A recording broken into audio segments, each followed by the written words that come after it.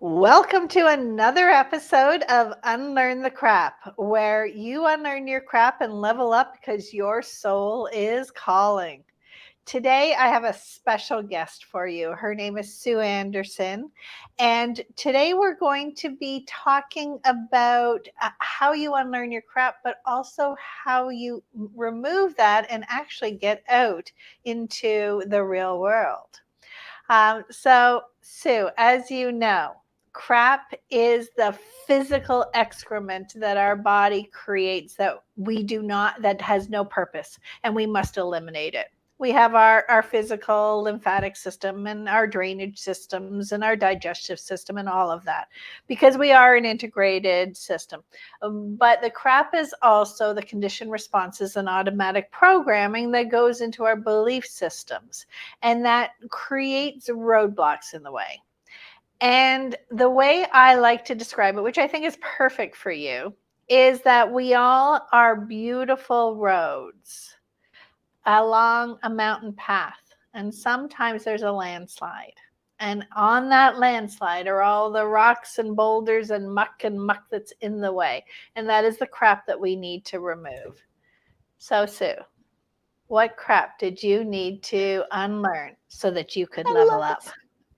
I love this so much, Kathy, and I'm going to tell you why in a moment. We'll have to come back to that. But oh, dude, so I've been a marketing writer for 20 years now, and I spent the first 17 years of that indoors mostly because I had it in my head that I need to work. Like if I'm not in front of a keyboard, if I'm not typing, my family's going to starve. I mostly was the support, and that was a lot of pressure. And I thought, outside, that's like maybe someday, who has time for that? The car the car lived outside. That's what outside was. And it really, it was like, it looked frivolous, like play, that looked frivolous, celebrating, that looked frivolous and premature. That was a huge bunch of baloney that I had bought from Hustle Bros, like I listened to all these years of work, you can sleep when you're dead, all that kind of stuff. And I bought it because I thought, I guess this is the way. Yeah. Man, that's destructive. It's crazy. And it makes, so, all right, here we can go to my little crap analogy. I always crack up that my mom must be mortified. But so as a writer, and you've got books, so right? There's a creative process that happens. And normally what happens is, like, for a lot of writers, you sit down, you're going to write, you're going to get your 10,000 words or whatever it is. And you're straining, like kind of like going poop, right? But it's not working. It's constipated. It's not coming out. What I found is that if I spend time outdoors, like letting my brain just play a little bit instead of gotta work, it slides right out. These great ideas come to me and they just slide right out. So there we go. We can be the crap sisters, right? Oh my goodness. Oh, we're going to circle back to that because I've got a story that totally relates to that. But before we get knee deep into this, Sue, would you tell everyone who you are and how you level up and serve the world? Absolutely. So I'm Sue Anderson. I'm the founder of Idlewild Woods Retreat Center, which is being built here in the Smoky Mountains in Tennessee. And I also own Triumph Communications, which is the writing firm that kept me indoors for about 17 years. It's still there. But what happened is, like 3-4 years ago, I read a book that changed my entire life and trajectory and everything. Trevor G. Blake, actually a fellow Canadian to you, he has built like 3 or 4 9-figure businesses. He started doing this when he was in his 60s or 50s. And he wrote this book. And I was like, I don't know about this. He basically said, I spend maybe 3-4 hours a day working, and 2 or 3 of those hours I'm out in the woods walking my dogs. And I thought, come on. And he said, that's where I get my creative ideas. And that's what makes everything just go. And I'm just full of ideas, and how to implement them comes to me and all this. And I decided I would take all right, I'm going to do a little experiment. I'll try this for a month. I'll spend 5 minutes, not 5 days, 5 minutes a day outside, although I'm not going to like it. At the time I was living in Alabama and I'm like, it's going to be hot, buggy, and boring. I'm not going to like it. But I did it anyway. And after 2 weeks, maybe, all of a sudden I found myself, that was first thing in the morning. Then I started finding myself like after lunch going, can I go back outside? Like a fifth grader, right? Getting recess. And so I started doing that and it started spreading like a disease, you know? And all of a sudden it was like I was craving this time outside because the ideas were just coming to me and my work was going easier. And I was like playing in my brain was happy. And I thought, that's interesting. And within a couple months, I was on a long car ride and all of a sudden got this download in my brain, almost a fully formed thing going, hey, you should build a retreat center for entrepreneurs because they need this too. And okay. And so I thought, all right, well, I guess that's the thing. We'll sell everything we have. We'll come and buy this land. We'll build on the land. We'll live on the land. This is going to be awesome. And I kind of figured like my whole role now would be to nudge and nag entrepreneurs to go outside. Like, did you have your playtime yet? You know? And then I started a podcast called Entrepreneurs Gone Wild. And I'm interviewing all these people and I'm thinking, oh, nuts. They already want to be outside. I don't need to nag them. What do I do now? You know, there's going to be a while before we have the retreat center too. And I still love writing. And that finally, an acquaintance, I think we have in common, she was like, well, this serves that. Like they're not going outside because their revenue is like this. You're a marketing writer. You can fix that for them. So now they can go outside and play and get their great ideas. Well, like, oh my, it all came together. It's crazy. So that's what I'm doing now. And it's nuts. I'm 57. And we're living in a barn. We're homesteading on this property. We sunk everything we have into building this place because I believe entrepreneurs are like the best people in the world as far as solving problems and making the world better. So this is that. I'm so in love with it. So for full disclosure, for everyone who's listening, right before we got on this conversation, I was on your podcast. You were recording for this. And so I was sharing. So I know that there's going to be some crossover in our conversation. So I want people to know that we just had a full-on podcast interview where Sue was interviewing me. So we know quite a bit about each other, which is good because obviously those who have been listening to my podcast know me already. Sue, I want to know, you know how I believe in collaboration and cooperation. Yeah. And I want to go and I want to talk about that because what it sounds like you're doing with your business is you're following your dream and your heart and your soul, but you're also using your zone of competency with your zone of genius and merging them instead of trying to choose one or the other. Do I have that correct? Yes. And nobody's put it that way. I love how you put that. 100%. Yes. Because so many of us, we do our zone of competence, which is what we were trained for, what we went through the boxes of education and everything, and we're really good at it. But then we have to then wonder about our dreams and our goals. And so many people feel that it has to be one or the other. Yeah. What you just done I did too. So you're doing it all. I did. No, but I thought I had to do one or the other too. I was just like, all right, now I am a retreat center person. Forget about the writing. Oh, but I still love writing. Like I know I can help people. And it took a while because we have that programming that you do one thing in life, you know, and it's like, no, they merge. Like, Yeah, we are not siloed, dissectable human beings living in sections of life. Yeah. We are it all. And so the reason I brought up the fact that we had this conversation on your podcast is we were talking about the synchronicity of building a business that is fully aligned with who you are. Mhm. Yeah. So could you walk us back to this download?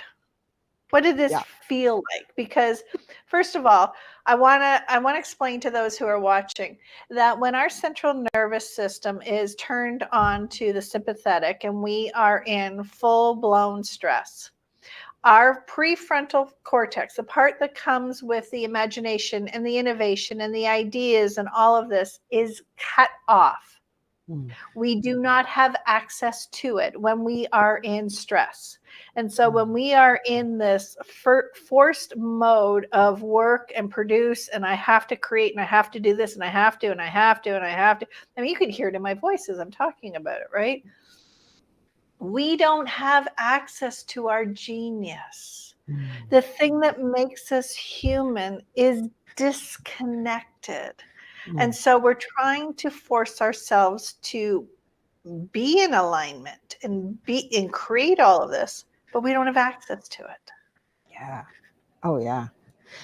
I spent so long, and to be honest, this is still a growing edge for me, being a human doing instead of a human being. And so, and I'm great at tasks. Like, man, I mean, maybe a little less the older I get, because I'm just, I used to be an 18-hour day. Okay. Now I'm like, I'm tired. I want to have a good sleep. And so I think it was just this long process of, I read this book, it changed things. Okay, little seeds there. I had experimented with spending time outside, and that was just.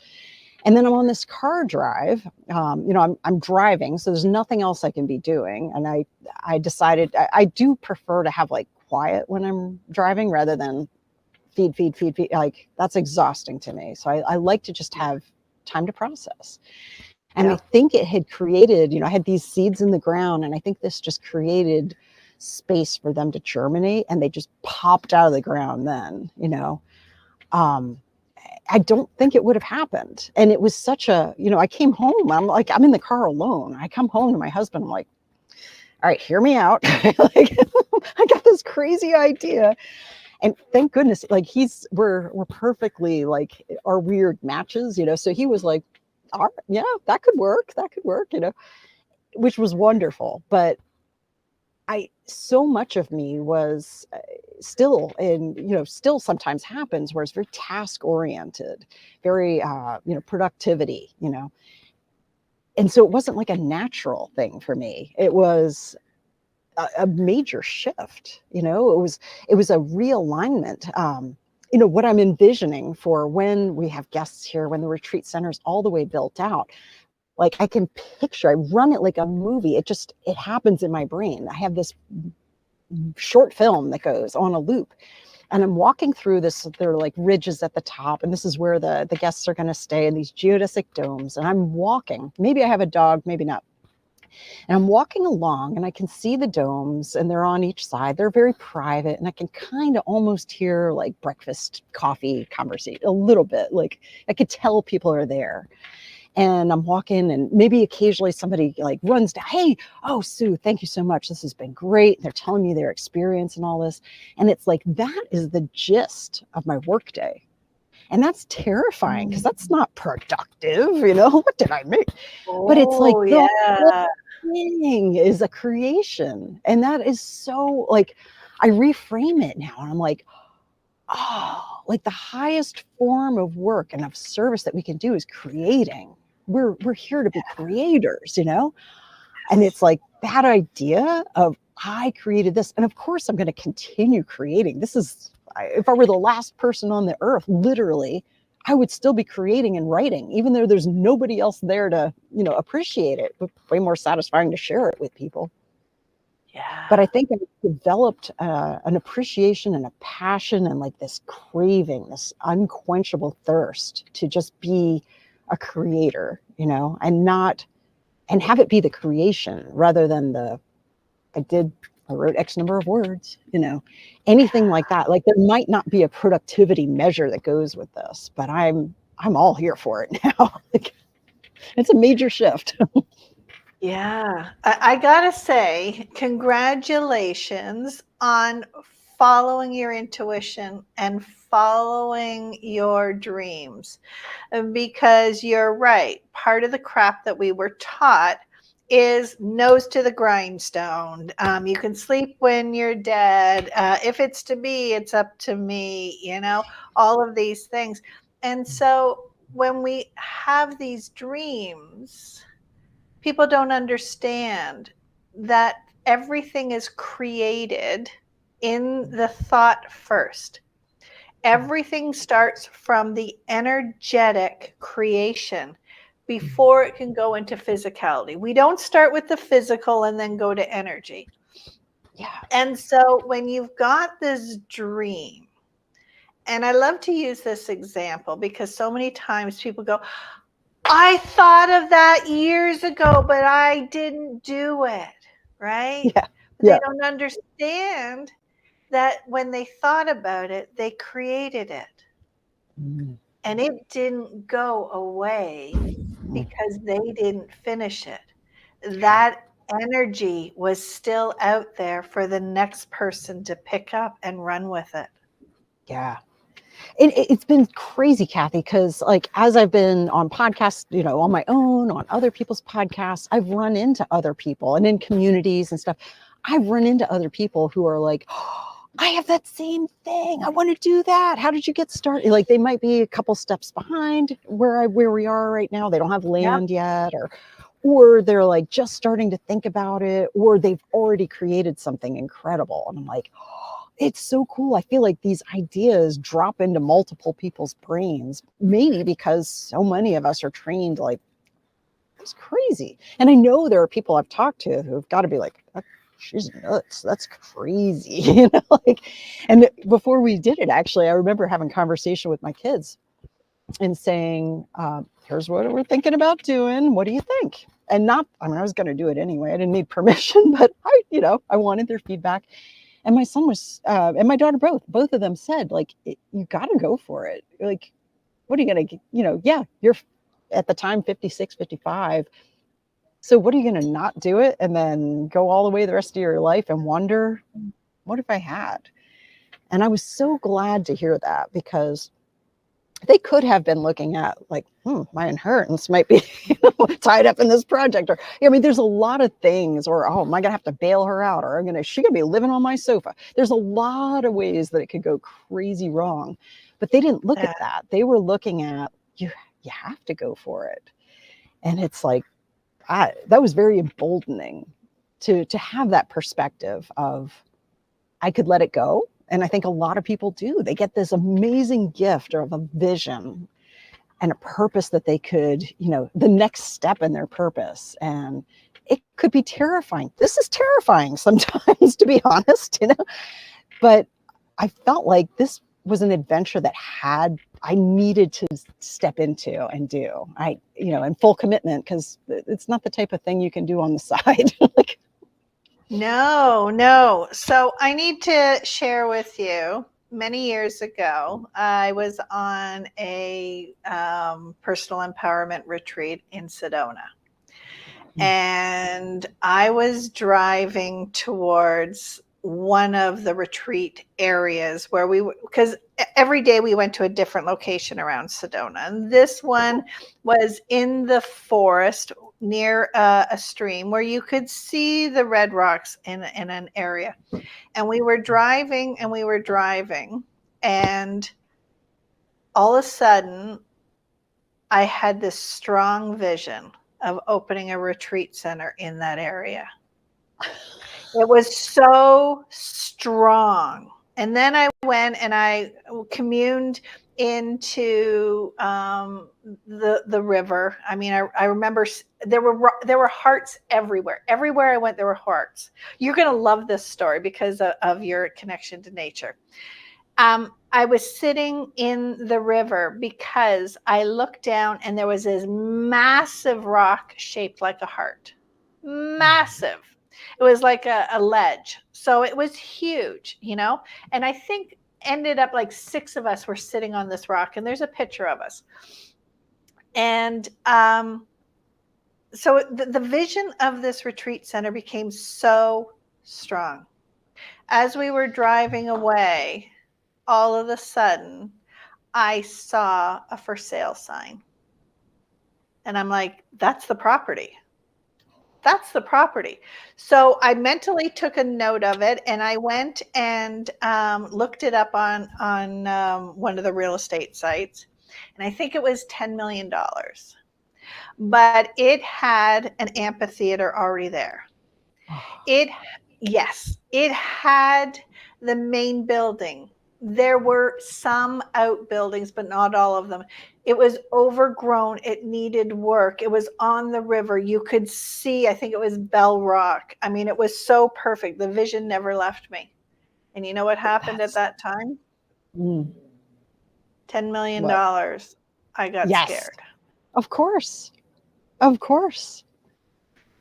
I mean, so this one, you probably won't even believe this. People won't believe this, but we bought 35 acres here for $175,000.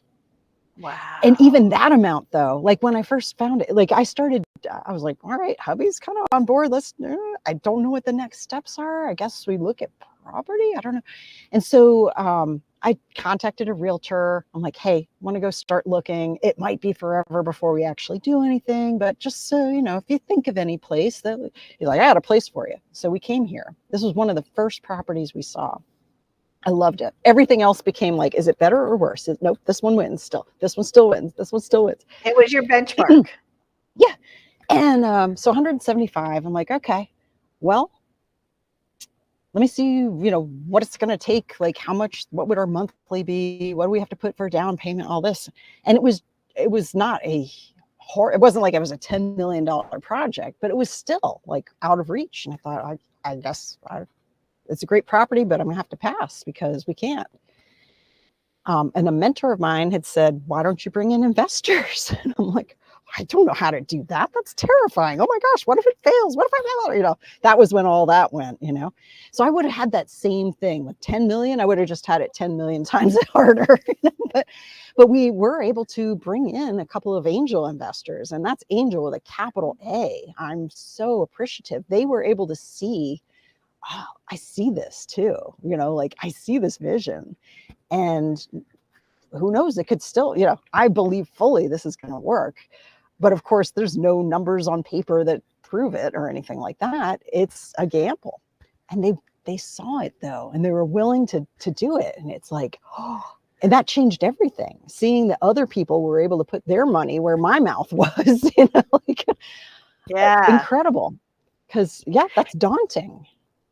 And I'm so glad you went there, because that was where I was trying to lead you. Because your business is built on the most beautiful principle of collaboration and cooperation.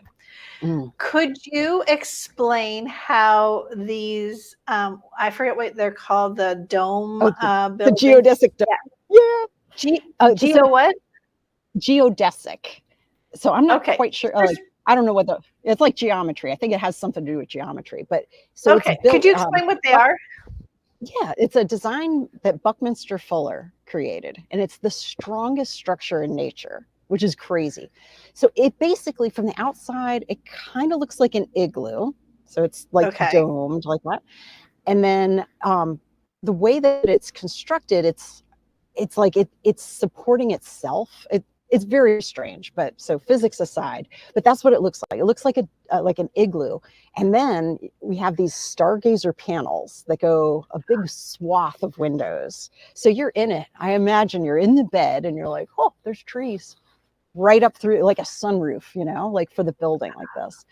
And you know, being round, there's something powerful about that shape in nature. There's no straight lines in nature, you know. And this is like this beautiful, like round structure. So it'll have, you know, a bedroom area, a little bathroom, a little kitchenette, and a sitting area. And it's cozy, but it's just really cool. And we're going to build them mostly off grid, which is like, hubby is like on the other side of my wall, and he's working out, how am I doing the solar? How am I, you know, like, he's kind of like MacGyver. So he's figuring all this stuff out. I just have the idea, and I'm like, hey, can we do this? And he's like, let me noodle on that a little bit. But it'll be off grid, really gentle. It's not even a permanent structure. You build a deck, you put the dome on top. It's, you know, we're going to feed it with rainwater for bathing. We'll provide drinking water, and then solar power. So it's, and then luxurious as we can make it on the inside. So glamping kind of, but yeah, I guess that's a good way to put it. Kind of like a glamping. Now, thing. how did you say that all of these units were being created?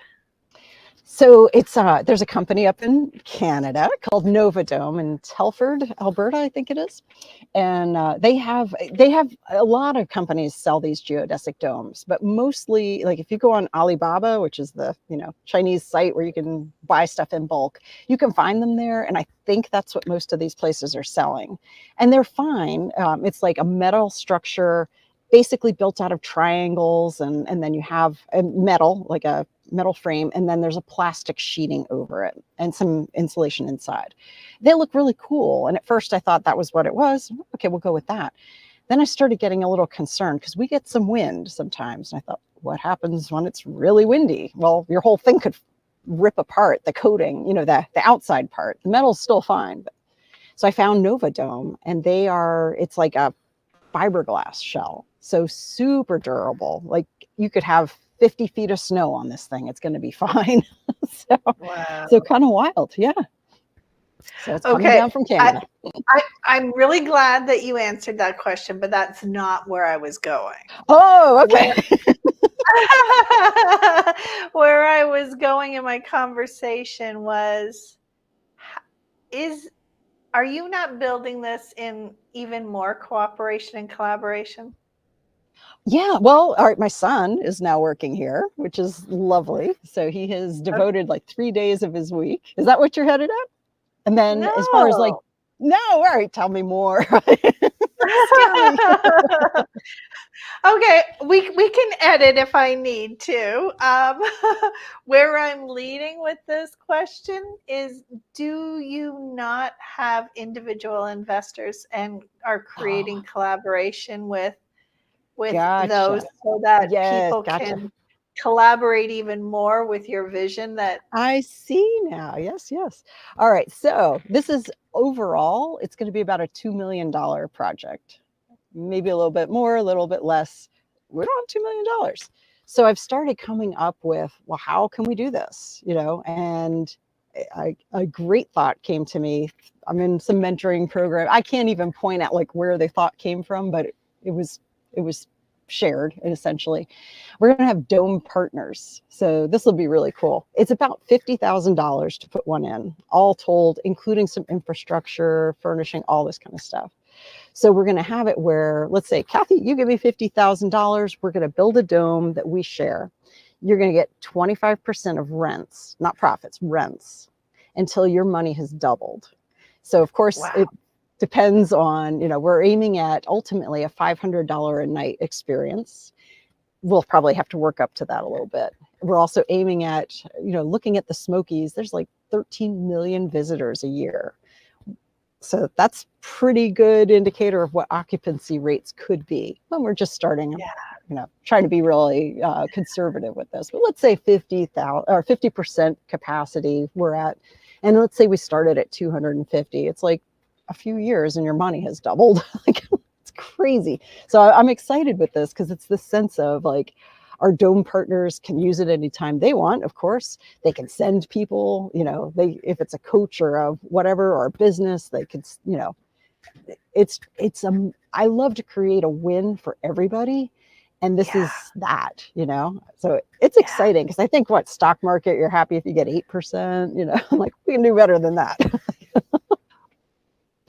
The reason I'm so excited that you're sharing this is because just like me, when I had my idea of the Sedona retreat on this perfect property that was so ideal, I became overwhelmed at that time. Now, this was 15 years ago.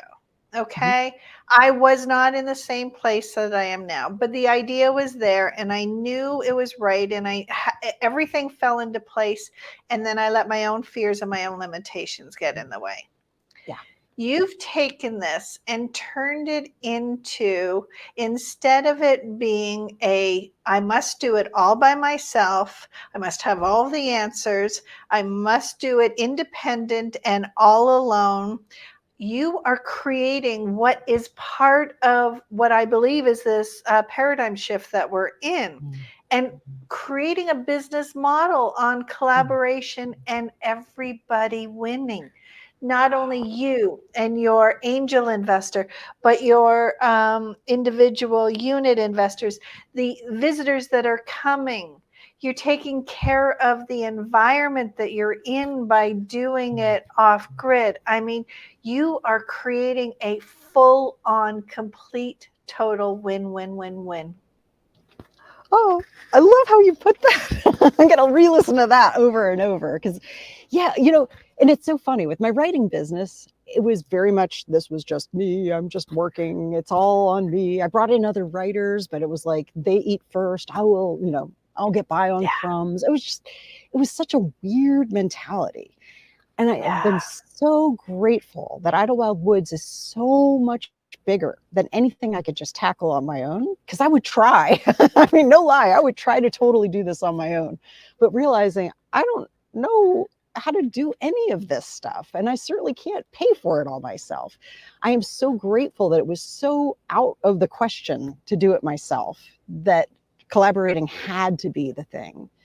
And it's been such a beautiful thing to go, wow, like there will be people who see this and they're like, oh, yes, I'm there. I want this. And it's not going to be like the buttoned up investors who are, oh, let's see what the projection, the financials, blah, blah.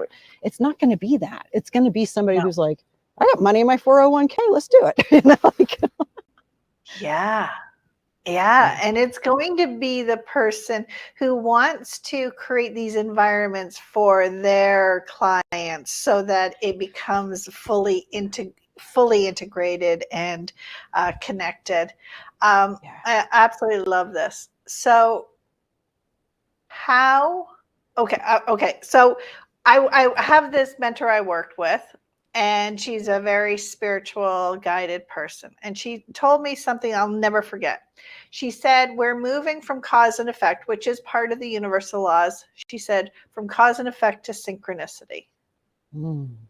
How did synchronicity connect for you when you're finding your angel investors and the individual investors and the land and everything else? Like, how did synchronicity connect for you?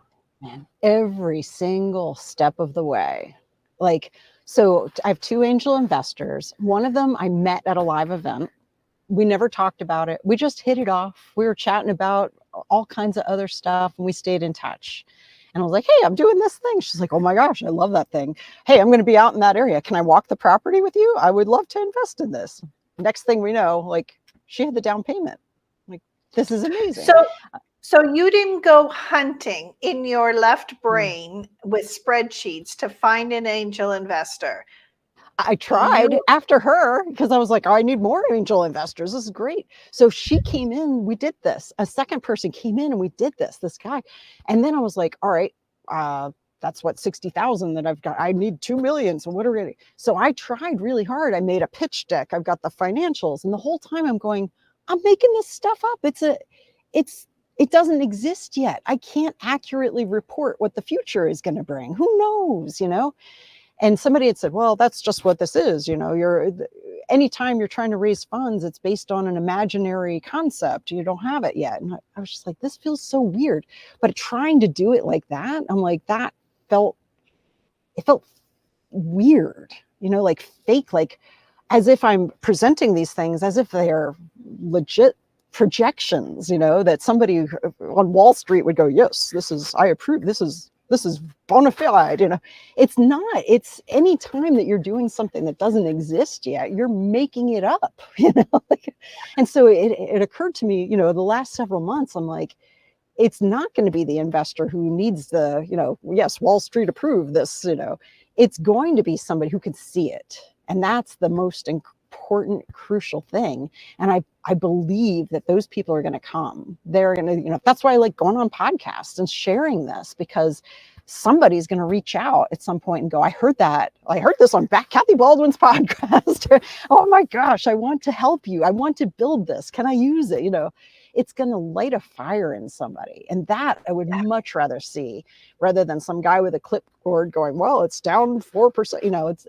This is not that. This is a heart project that has the potential to make millions of dollars, over its life, and to greatly enrich the people that come alongside, but it's got to be that heart fit, they've got to see it. That's the thing.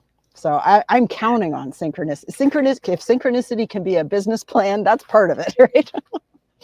Synchronicity is a business plan. Oh, tell me more. I want to come into quantum physics for a little bit, because there's a whole study, and I like to connect things. This is part of how I went on my healing journey. So we know about the experiment of the observer effect, that when a cell will respond based on what the observer is looking for, right? But what they've discovered in space is all that black hole that nobody knew what it was. That black hole is potential. Ooh. It is in a state of waiting for creation to happen. And all of energy that is out in the world that has not had consciousness attached to it, because before the observer effect, it's in a state of waiting, of potential, of what is it going to be? Is it going to turn into an energetic component? Is it going to turn into a particle? Because everything starts that way. But before that, it's waiting. And so synchronicity is allowing those components to happen, to the ideas to download, for the inspiration to come, for the receiving of it. And your business plan is so aligned with what our paradigm shift is going to, the natural way the universe creates. You are building the future on a sustainable foundation. Oh man, I love that. That is so great. It's like I don't get all the science of it and the quantum, and I'm learning, but I have not drawn all those parallels, connected all those dots. And so I love how you put that. That's so meaty. My brain is going to go on nuts for that. Well, that is the beauty of what I'm doing here with this podcast is, and this is how I work with clients, is help them see things through the lens of the universal laws of quantum physics, of neurology, of biology, because all of it is connected. And when we understand, like, you're going away from that place of Wall Street dictating, this is how you get your funds, and you go to a bank and you create a business plan, and now you're all in your left brain and you're just allowing it to evolve. That's so to cool. Create. Yeah. I know what you are doing is so cool. Thank you. I'm glad that you could see it. It's like that movie, The Sixth Sense, where the little boy was like, I see dead people. It's like, I see this thing. Wait, you could see it too. It's like a lot of people can't. They think this is just nuts. Like we're living in a barn and it's 20 degrees out. This is insane by a lot of people's standards, but a lot of people can see it. And I'm like, those are my people. That's exciting, And this is what I want everyone who's listening to understand, is we all have our own version of your retreat center, of your barn. We all have that within us. And it is that crap of shoulds and expectations and rules and societal norms and all of this that is in the way of our zone of genius. But we were born for a purpose, and your purpose, once you got out into nature, once you got out of the stress, once you started to connect with the electromagnetic forces of our ground, because our earth does feed us electromagnetically. Mm-hmm. And now you're in the rhythm and the flow and the energy of true creation. And we all have that. Yeah.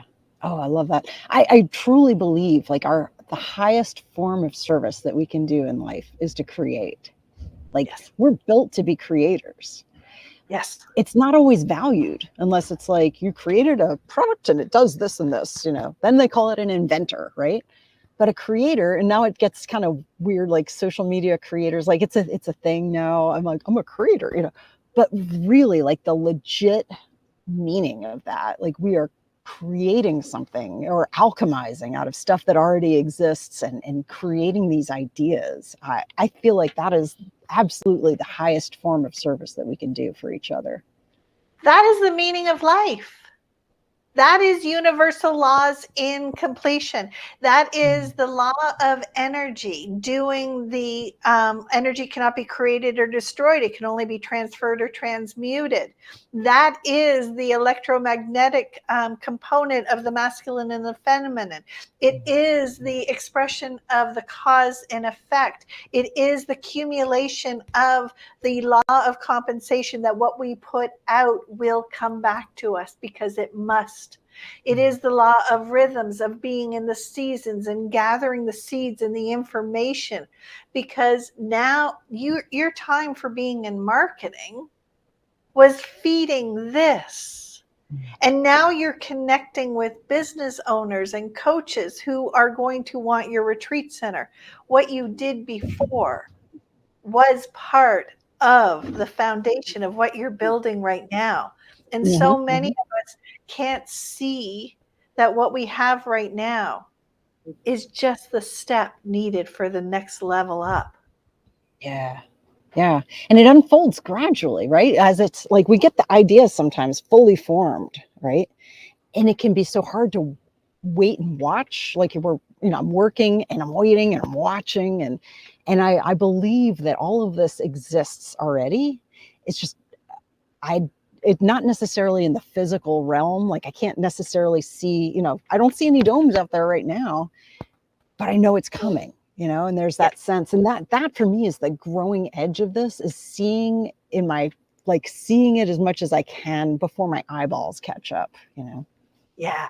And that is one of the other universal laws that is so beautiful. I'm glad you brought that up. And that is the law of gestation. Mm-hmm. We don't know what the gestation period is from thought to physical creation. We know what it is for certain things. We know it's 9 months from conception to a baby comes out, if it's done on perfect timing. But when we are creating something that doesn't exist yet, and we have the thought, we don't know how long it is until physical creation. And so many times people, as they are following their dreams and they're leveling up, they give up. Yes. They give up before they hit creation. And that saying about 6 feet from gold, so many of us give up. It's just true. At the point of breakthrough. It's so true. And it's so crazy. I love that you circled this back to that, because this is on my mind a lot. I have a collaborator partner, Vicky Poole. She and I have this group that we created called Mining Your Acres of Diamonds. So there's the 6 feet from gold thing, but it's like your acres of diamonds. And what I've seen with so many entrepreneurs, and I've been this entrepreneur, is what I want to do this. Okay, I'm working. It's not working. Okay, well, I better try this. Okay, well, I better try this. And it tactic, Yes. strategy, entire rewrite, who knows? And it's like, Yes. no. Burst through what's holding you, right? So we address like mindset issues, process issues. I've learned a few things for, processes and tech and whatever. I'm like, let's just clear it. We want people to be able to stick with it. And it has been such a blessing to me to run this, co-run this group, because it's like, this was for me. I needed this message of stick with it. Your acres of diamonds. It's so cool, Kathy. So it's winter. If I go outside early in the morning and it's beautiful, the sun is just starting to come up. We the barn is in part of the land where it's just this pasture, grassy pasture. Sometimes it's like icy grass, like these crystals of ice, and it looks like diamonds. And I'm like, this is my field of diamonds. These are my acres of diamonds. I couldn't have made this, and it's like I got every morning. goosebumps. Yes. I do each time when I go out. I'm like, this is amazing to see this, because it's literally, I need, my prayer every day is, God, please show me what I need to see, and this is part of it. And it's like, these are the acres of diamonds, stay the course, like it's coming. I don't know how it's coming. I don't know where it's coming from. I don't know when it's coming, but I know it's coming. God would not have given me this idea. And then like, oh, good luck with that. We don't know how the cells divide on a fertilized egg that becomes a baby. We don't know which piece is going to turn into a heart and which piece is going to turn into a strand of hair. We trust. We trust that the organic process of creation is going to happen. It's not our job to know the how.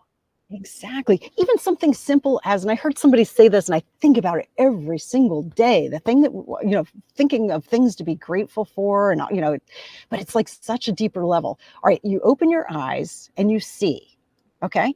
We know how to look at something. I don't know how I see. I can't make myself see. I can make myself look, but I don't know how. Okay, I can stand up. I'm walking. I don't know how I did that. There's so many things we do all the time we take for granted. And it's like, whoa. And as soon as I started thinking about that kind of stuff, my heart was even more full of gratitude for these unseen things. And this is what I'm doing. I'm living in an unseen thing, and it's starting to show up. And it's like, yeah. And so I love you. You're just creating so many nuggets for me that it's just exciting me. I'm absolutely loving this conversation. So many people think about gratitude and they think it's positive thinking and it's ignoring the reality. And I've got to focus in on what's real and I've got to, do all this, but they don't understand that. Oh, so this popped into my head, this visual, this is the way it works. When we're driving down a road and we have a gutter on one side and we have a gutter on another, when we fill our gutters with gratitude, we're creating bumpers that keep us on the road. When we don't fill our gutters, we are in danger of falling off. We don't have that protection that keeps us there. So filling up the gratitude, finding the gems, finding the moments of awe, of celebration, of excitement, of things that light us up, that's to keep us on the road of our path and our journey. Yeah. It is. And I think the more, I've also noticed this, it's so funny. Like I learn from my podcast guests all the time. And this guy said, keep a track. I actually have it somewhere. I won't dig for it. I have a notebook now that's called like Money Miracles. I wrote right on the front, Money Miracles. And he goes, keep track, like set in your brain, like I however I wanted to phrase it. So let's look at $100,000. So now it's amazing the things that show up. So for instance, here it's muddy. We needed to have some gravel or something so we could drive on it. It's a muddy, impassable thing otherwise. In the county, they hired a tree service to come and clear under like the power lines. This creates a lot of wood chips. Hubby got on the phone, found the company, and said, if you need a place to dump them, we would love to have them. They go, how many do you want? Like, all of them. Right? So they've been delivering right to our, on the 30th acre here. They've been delivering a steady stream of wood chips that we're able to use. They're cedar. They smell amazing. We're able to use that instead of gravel, because gravel falls into the ground eventually anyhow. Wood chips, same thing. It's gentler on the earth. It's really nice to walk on. And so I'm like, oh my gosh. So I looked at that. I'm like, what would the equivalent in gravel have cost? $900 per load. We've gotten, I don't know, 20 loads at this point. It's insane. So looking at that, so I write that in my Money Miracles thing. I'm like, all these things are showing up. I wouldn't have noticed it, Sue, that is another beautiful example of collaboration. Yes. Oh, yeah.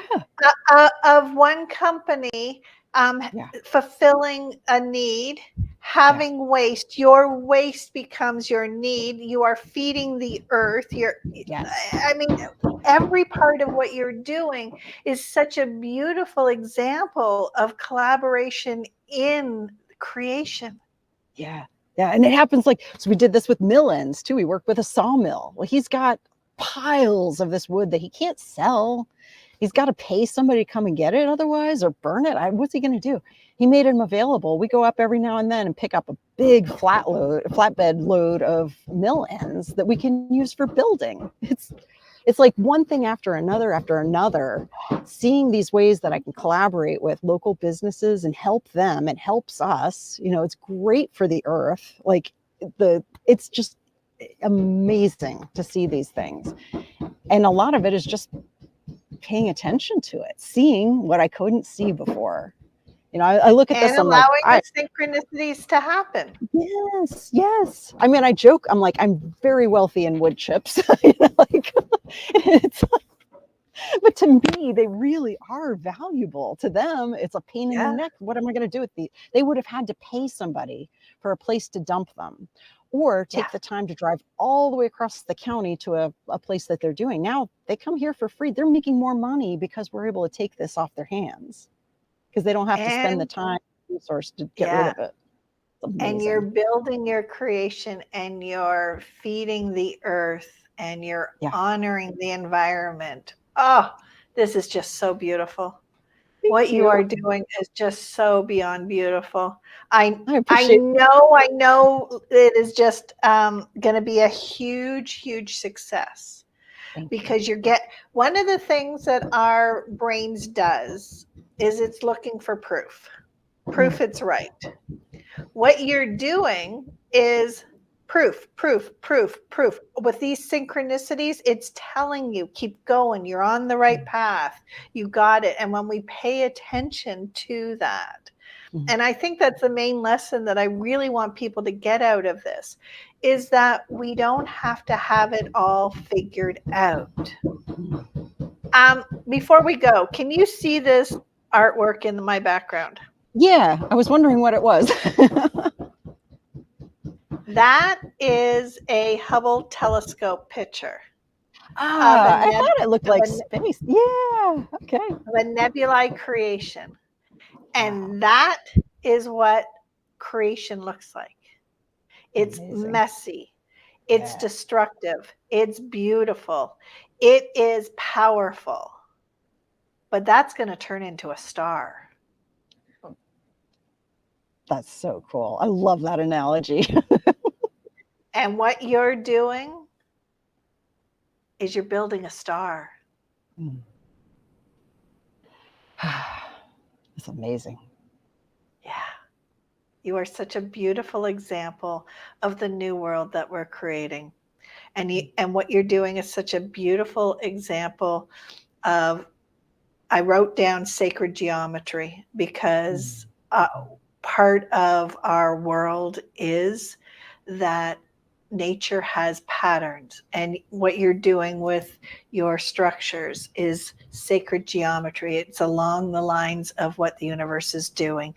And every part of everything you have said is such a perfect example of living in alignment, living with the universal laws, what you're doing is an exact example of what I teach my clients. That when they understand how this whole process works, now you have the trust and the faith that you need, because it's not always going to be easy.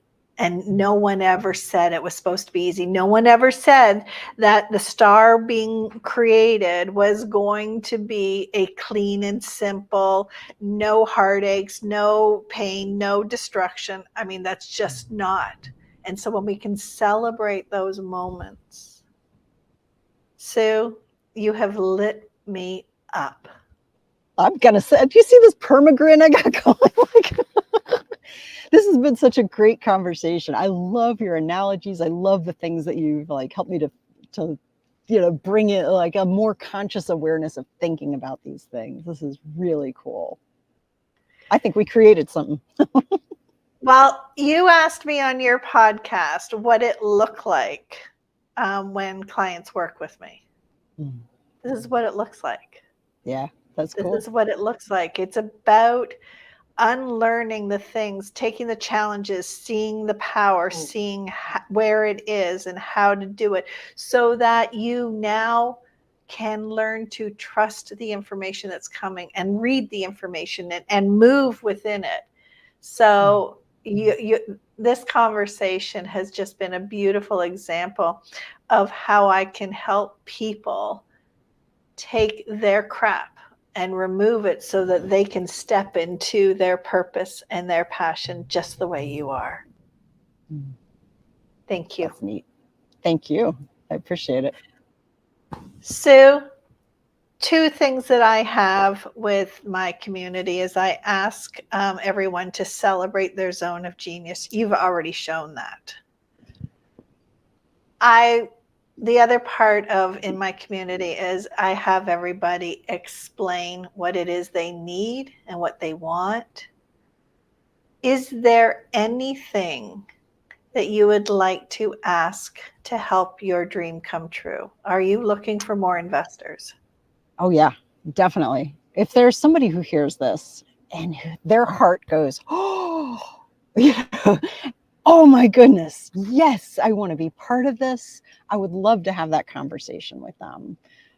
We are looking for people to come be our dome partners, and it can be a group of people, it could be one person, either way like this. But I'm very eager to connect with people who get it, who see this, and who want to have a hand in creating this amazing place of Idlewild Woods. Beautiful. How do they reach you?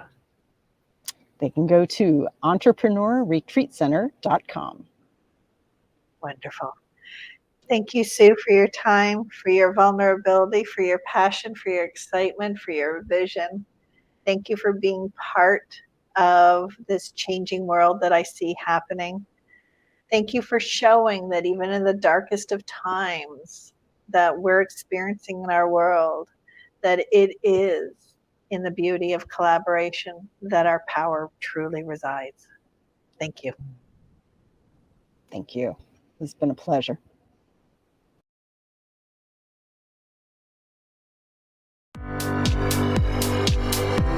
This has been Unlearn the Crap TV with your host, Kathy Baldwin.